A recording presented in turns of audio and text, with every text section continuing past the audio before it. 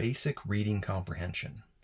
This Judging Jesus book and video series will be a rigorous exercise in rhetorically enforcing basic reading comprehension of canonical gospel Jesus as I see it, as well as consistent standards of moral analysis. When perhaps different interpretations apply, or at least when other interpretations are popular enough to address, I will make different arguments which grant different givens. Be aware. Or I may apply different hypothetical standards to show that Jesus fails on all of them to whatever degree.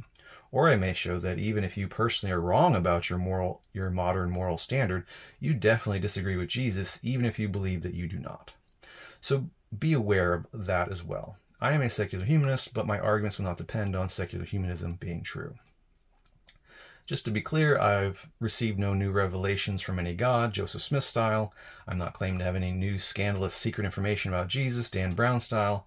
And as I've said, I'm not at all presenting a case for a real historical Jesus. The greatest challenge here remains in the psychological task of setting aside the long-standing cultural, multifaceted woo inundating the topic and looking with fresh eyes. Virtually everything I have to say here concerns what is hiding in plain sight in the pages of the most printed book of all time. For those of you who believe you are reasonably capable of answering short essay questions at the end of an assigned reading in high school, I think we can move along here. Virtually any moral principle I could use against Jesus' teachings has at least some standing in the Bible already. I'm not likely inventing any new moral concepts here. The Bible is a large collection of writings with many perspectives from many authors spanning long periods of time, and so most kinds of moral sentiments likely have at least some authoritative representation. To disown them is the foolishness of disowning your own scripture in order to save your own scripture. Unfortunately, many Christians on this topic will tend to obfuscate.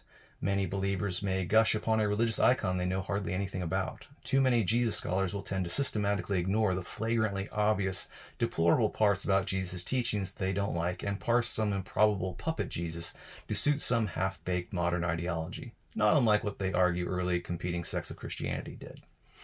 But as a former conservative Christian Jesus enthusiast myself, who actually had to try to live this stuff, I'm inclined to tell you how it really is.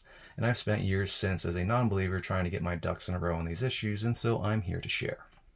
I'm going to lay out a comprehensive case that Jesus was in fact, as portrayed in the canonical Gospels, morally deranged to the extreme. Not just that he had some bad things to say, not just that he was a mix of good and bad, but that he was clearly and overwhelmingly filled with immoral delusions that almost everyone today admits are reprehensible. To be sure, there are some virtuous things that Jesus has to say, but time and again I will show that no one goes looking for so little wheat amidst so much chaff when it comes to anyone else with similar general moral qualifications. Even most Christians cannot morally stomach their own God. Merely demonstrating what's on the page in plain red and white would be enough to end their faith if only they would accept what Jesus actually preaches as is.